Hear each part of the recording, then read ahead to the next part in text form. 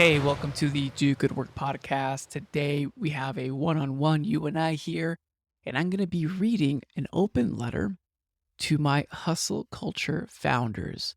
Now, we have to hit first things first here with the hustle culture. You're not wrong, okay? You're not wrong. And I know that's contrary to what a lot of people are saying is that hustle culture is wrong and it's stupid. No. Hustling to launch and grow your startup and your business requires real sacrifice and it demands real work. I know because I've been there and I'm probably still there. It's a real thing. I remember waking up at 2:30 a.m. California time to hustle on Eastern time zone before I had my corporate job start.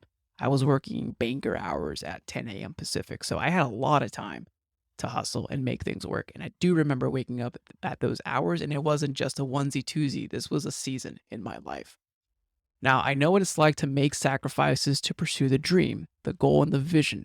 And I firmly agree that nothing worth doing is easy because it always requires sacrifice. However, here's where I have to split ways here with hustle culture and why we have to be blunt and upfront is that the hustle is only part of the journey.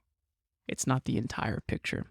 So I encourage you, if you're in that grind, if you're in the hustle culture, see the entire picture. Because what if I were to tell you that, hey, let's go to the gym. Let's go to the gym so that we can lift and then we can tear some muscle to get stronger. And I tell you, hey, let's just tear some more muscle. Let's just focus on tearing muscle. Let's just tear the muscle. And it's going to be kind of weird, but if I only talked about tearing muscle because I wanted to get stronger, but only cared about tearing muscle, you'd think I'd be a little weird, a little off, maybe a little bit off kilter, right? You're like, well, Raul, calm down. Like tearing muscles isn't everything, right? No, of course not. It's part of something, part of the process to getting stronger, but it's not the only thing. The same thing goes with your business and your startup. You have to have a holistic approach to growth. Because just like getting stronger at the gym requires balanced sleep, nutrition, light exposure, recovery, growing your startup requires balance with your healthy mind, body, relationships, studying, and decision making. Because guess what? Your journey matters. And what are you prioritizing? You have to make this decision yourself. But you have to ask yourself, what are my priorities? Because is your end outcome of your business, your startup, to make an exit, to sell something and have a certain level of income, of revenue?